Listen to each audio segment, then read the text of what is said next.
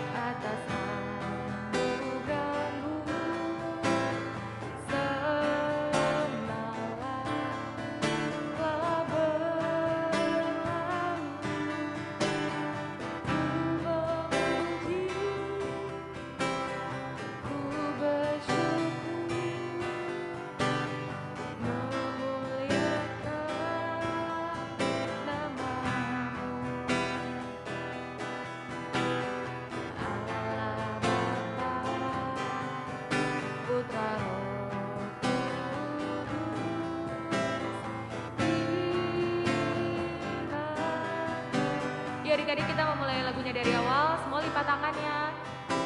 Udah nyanyikan lagu ini dari awal.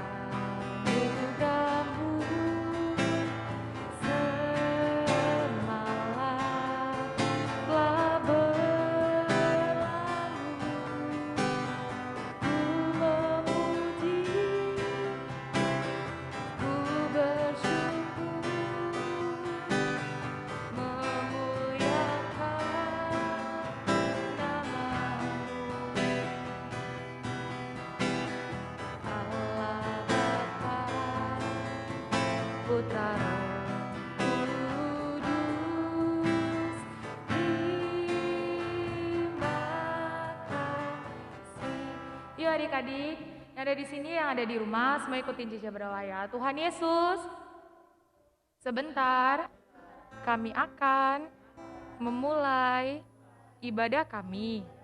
Tuhan berkati ibadah kami dari awal sampai selesai. Terima kasih Tuhan Yesus. Dalam nama Tuhan Yesus. Haleluya. Amin. Yuk Cici undang semuanya untuk bangkit berdiri yuk. Nih, Cici mau tes. Kalian masih ingat gak lagu Dalam-Dalam Kasih-Mu Bapa? Masih? Yang di sini sama yang di rumah masih ingat gak lagu Dalam-Dalam Kasih-Mu Bapa? Masih? Ya, kalau misalnya masih ingat lagunya, kita mau nyanyiin lagu Dalam-Dalam Kasih-Mu Bapa dengan gerakan ya semuanya.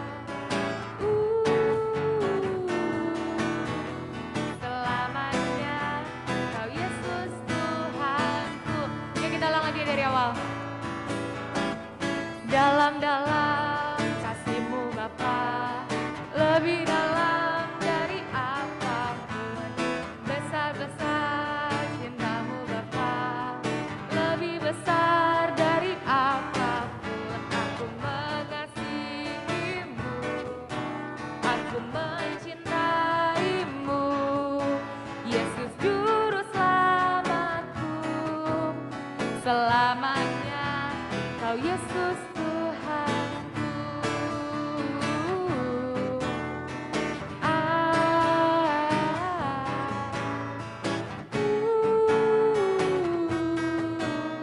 Selamanya Kau Yesus Tuhanku. Masih semangat kan semuanya? Ya, kita mau nyanyi lagu selanjutnya. Kita mau nyanyi lagu Kasih Yesus Indah-Indah Oh Indah. Adik-adik yang di rumah juga masih semangat ya. Kita masih mau nyanyi lagu Kasih Yesus Indah-Indah Oh Indah.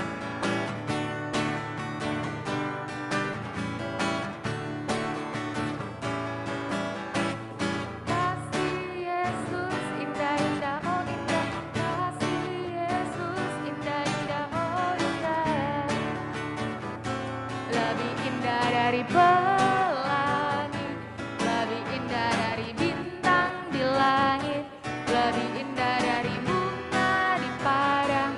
Oh Yesusku, Yesus indah-indah, oh indah, kasih Yesus indah-indah, oh indah, lebih indah dari pelangi, lebih indah dari bintang di langit, lebih indah dari bunga di padang. Oh Yesus, kita nyanyi sekali lagi adik-adik. Kasih Yesus indah-indah, oh indah, kasih Yesus indah-indah, oh indah, lebih indah dari pelangi, lebih indah dari bintang di langit, lebih indah dari bunga di padang. Oh Yesusku. Yeay. Yuk adik-adik yang ada di sini, Cici undang untuk semuanya maju ke depan. Kita mau nyanyi bareng-bareng ya.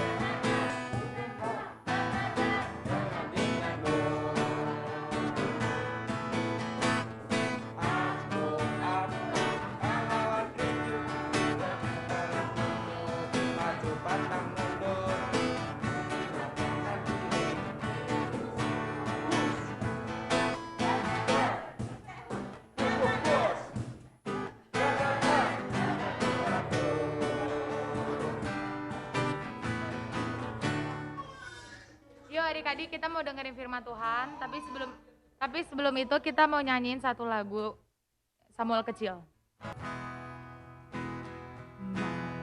Mari Tuhan berfirman.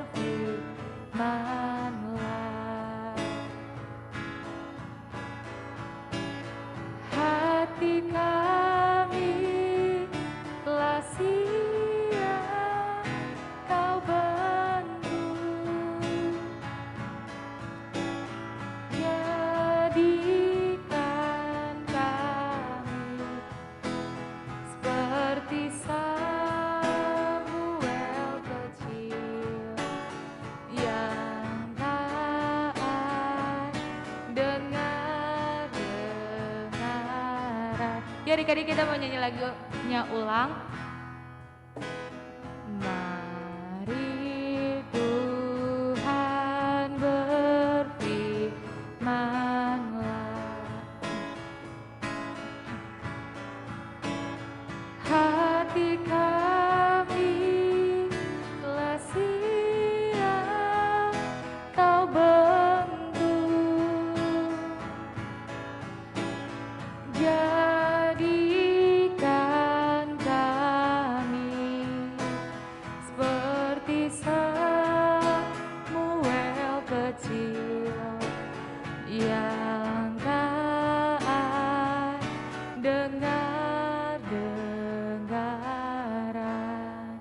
Yuk adik-adik ikutin Cica berdoa ya. Tuhan Yesus, sebentar kami akan mendengarkan sebagian dari firman-Mu. Tuhan berkati Cici yang akan menyampaikan firman-Mu. Terima kasih Tuhan Yesus. Dalam nama Tuhan Yesus. Haleluya. Amin. Arab. Ya kita mau buka Alkitab ya. 2 Tawarik pasal yang ke-20. Cici Noni bacakan dari ayat yang ke-5. Cici Noni bacain ya. Lalu Yosafat berdiri di tengah-tengah jemaat Yehuda dan Yerusalem di rumah Tuhan di muka pelataran baru dan berkata, Ya Tuhan Allah nenek moyang kami, bukankah Engkau Allah dalam sorga? Bukankah Engkau memerintah atas segenap kerajaan bangsa? Kuasa dan keperkasaan ada di dalam tangan-Mu, sehingga tidak ada orang yang dapat melawan Engkau. Nah sekarang Cici Noni mau lompat ke ayat yang ke-10. Ayat yang ke-10. Ayat yang ke-10 Cici Noni mau kita semua baca sama-sama. Kita semua baca sama-sama. Ayat yang 10 kita buka sama-sama. Kita baca sama-sama. 1, 2, 3. Sekarang lihatlah Bani Amon dan Moab dan orang-orang dari pegunungan Seir ini. Ketika orang Israel datang dari tanah Mesir, Engkau melarang mereka masuk ke negerinya. Oleh sebab itu mereka menjauhinya dan tidak memusnahkannya. Hari ini Cici Noni mau cerita tentang Raja Yosafat. Siapa? Siapa yang pernah mendengar Raja Yosafat? Cici Noni mau cerita tentang Raja Yosafat. Raja Yosafat ini adalah seorang raja yang mantap cuy. Semuanya bilang mantap cuy. Coy, mantap ya cuy. Raja Yosafat ini seorang raja yang sangat luar biasa. Dia ini raja yang bijaksana. Cici Noni kasih lihat gambarnya ya. Ini kurang lebih gambarnya seperti ini nih.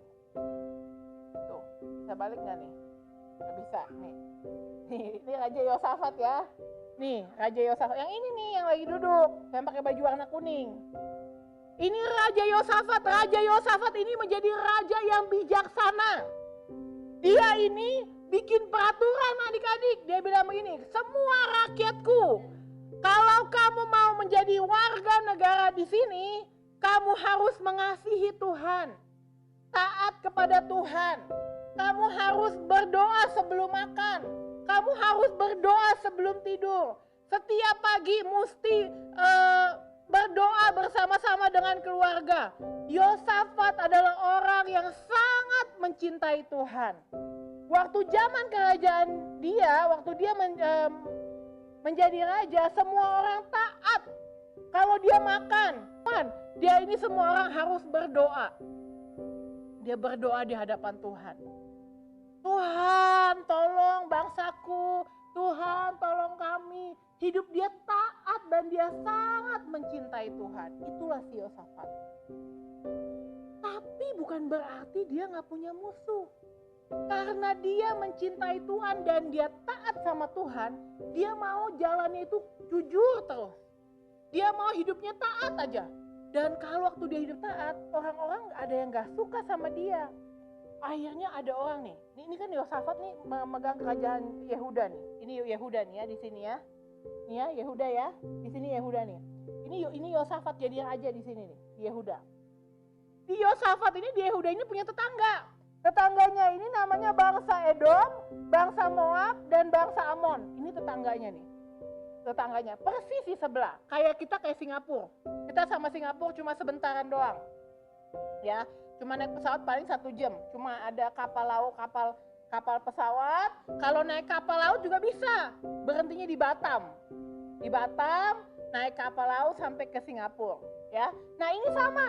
Ini Yehuda, ini Moab, ini Edom, ini Amon.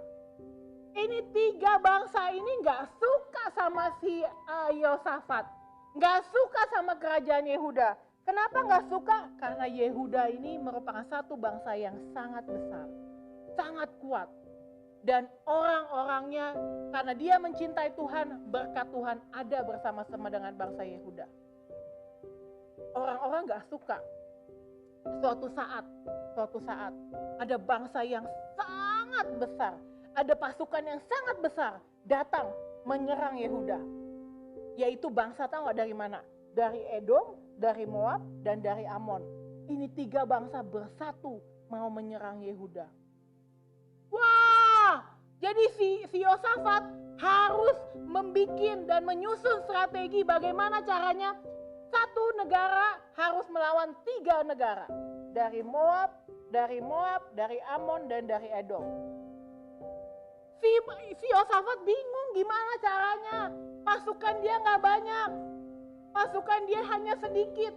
Dia ini harus melawan 3 negara, 3 bangsa. Waktu dia lagi berdoa menyusun, tiba-tiba orang pasukan-pasukan mulai datang. Kamu lihat gak tuh?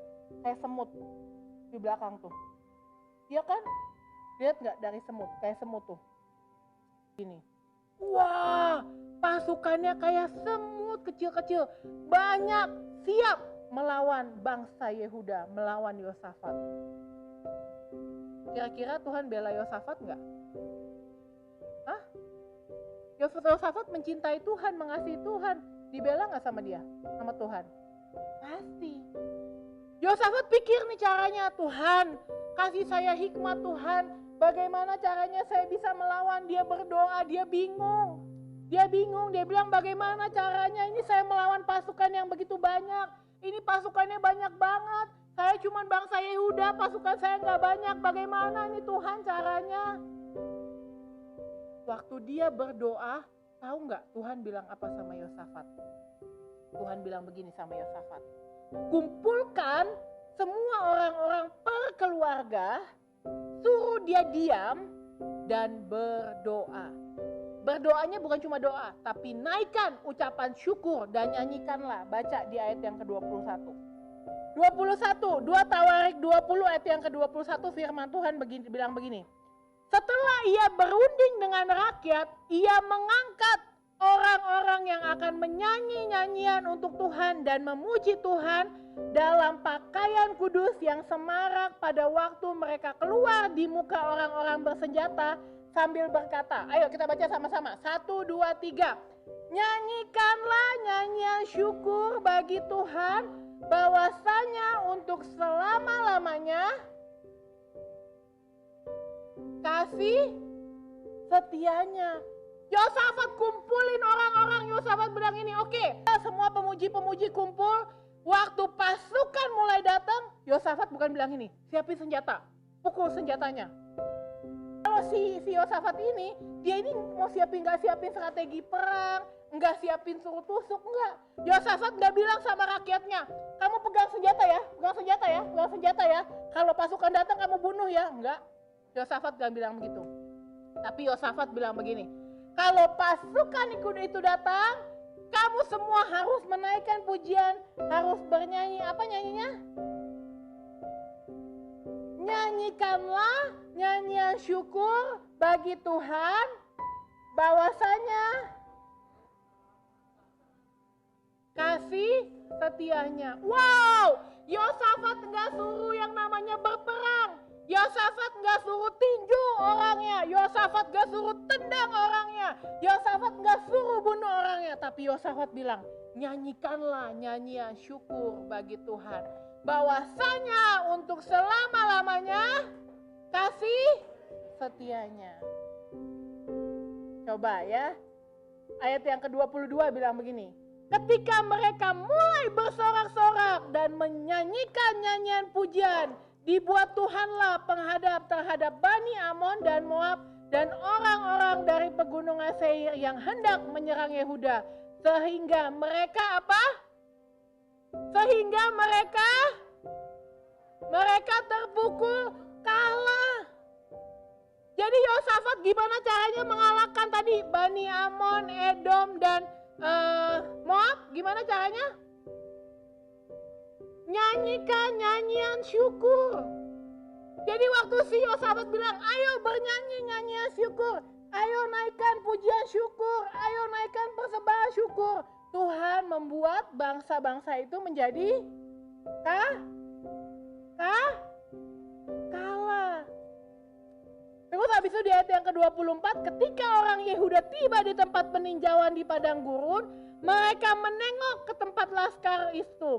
Tampaklah semua orang menjadi bangkai, berhantaran di tanah, tidak ada yang terluput. Artinya apa? Waktu si Yosafat bernyanyi menaikkan pujian, dia lihat keesokan harinya beberapa hari kemudian ternyata orang-orang yang mau menyerang dia malah mati nih. Tuh.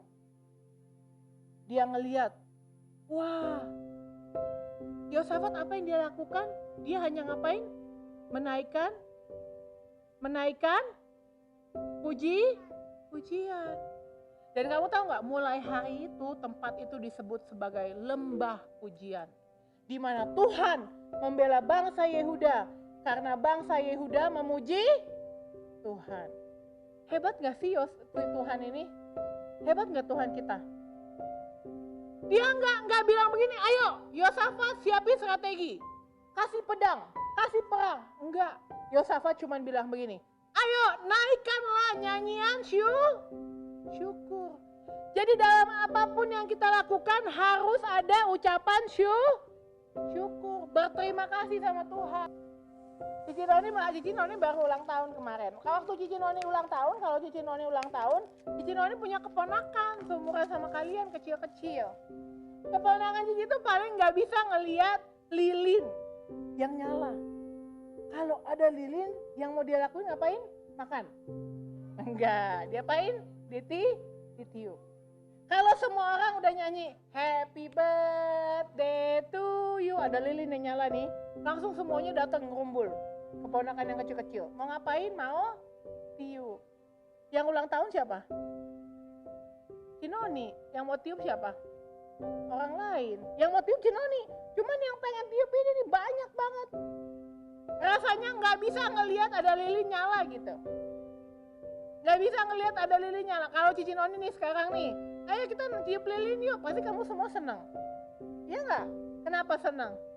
Iya, karena supaya kayak dia yang ulang tahun, jadi dia mau tiup lilin.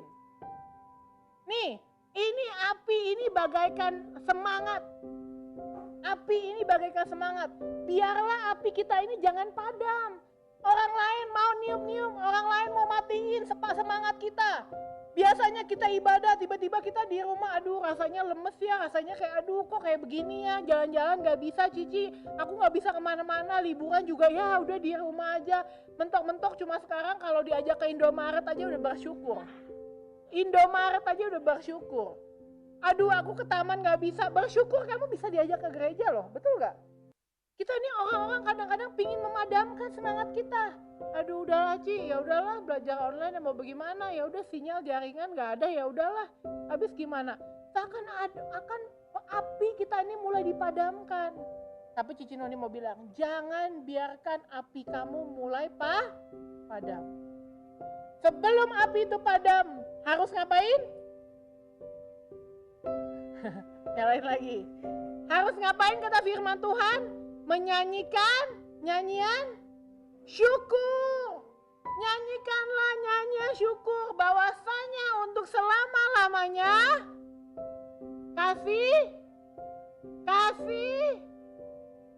kasihnya apanya Gap? Apa Gap? Kasih setianya. Harus semangat Gap. Nadine, semangat Nadine. Jangan biarkan orang memadamkan apimu. Yosafat ya, Yosafat. Orang-orang mau menghancurkan dia. Orang-orang mau menghabisi bangsa Yehuda. Tapi firman Tuhan dan Tuhan membela Yosafat. Yosafat akhirnya menang, bukan dengan darah-darahan. Yosafat menang bukan karena dia pintar dalam berperang. Yosafat menang bukan karena dia pintar main pedang. Yosafat menang bukan karena strategi perangnya. Tapi dia menang karena dia menaikkan pujian buat Tuhan.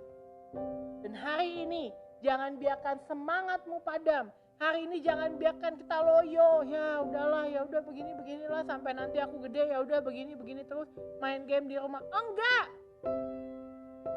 Apimu tidak boleh padam. Kita harus terus memuji Tuhan. Ingat firman Tuhan bilang, nyanyikanlah, baca sekali lagi. Apa yang mereka nyanyikan di ayat yang ke-21? Nyanyikanlah nyanyian syukur bagi Tuhan, bahwasanya untuk selama-lamanya kasih setianya. Waktu bangsa Israel terus menaikkan pujian itu, naikkan ucapan syukur. Besoknya bangsa Yehuda melihat mereka menang dan semua pasukan-pasukan itu kalah semuanya. Kalah, mati semuanya. Karena ada Tuhan yang membela. Ayo adik-adik semuanya, jangan padamkan semangatmu. Kita harus semangat. Biar di rumah juga semangat. Cici Noni suka bilang, badai ini pasti berlalu. Pasti. Kita mau bersyukur, kamu bisa ada ke gereja beribadah bersyukur. Semuanya pasti akan baik-baik saja. Kita semua sehat. Nanti pas mau Natalan, akhir tahun, awal tahun, kita ngelihat, aduh Tuhan, terima kasih ya 2020 akhirnya lewat juga. Saya sehat, mama sehat, semua sehat. Bersyukur ada pimpinan Tuhan. Amin. Amin. Ayo bangkit berdiri semuanya. Tuhan, kami berdoa biar api kami tidak pernah padam. Kami mau terus menaikkan ucapan syukur kami kepada Tuhan. Bahwasanya untuk selama-lamanya kasih setiamu Bapa. Dalam masa pertempuran kami mau belajar seperti Yosafat. Dia bukan berperang dengan kekuatannya, dia bukan berperang dengan senjatanya, dia bukan berperang dengan apa yang dia punya secara fisik. Tapi dia berperang demi nama Tuhan. Dan dia menaikkan ucapan syukur dan hanya Tuhan membela Yosafat. Kami mau seperti itu Tuhan. Kami mau dari hidup kami dan mulut kami keluar puji-pujian, ucapan syukur yang kami naikkan kepada Tuhan. Terima kasih Bapak, kami ucap syukur Engkau sungguh baik dalam nama Tuhan Yesus. Haleluya. Amin. Oke, terima kasih buat adik-adik yang ada di rumah.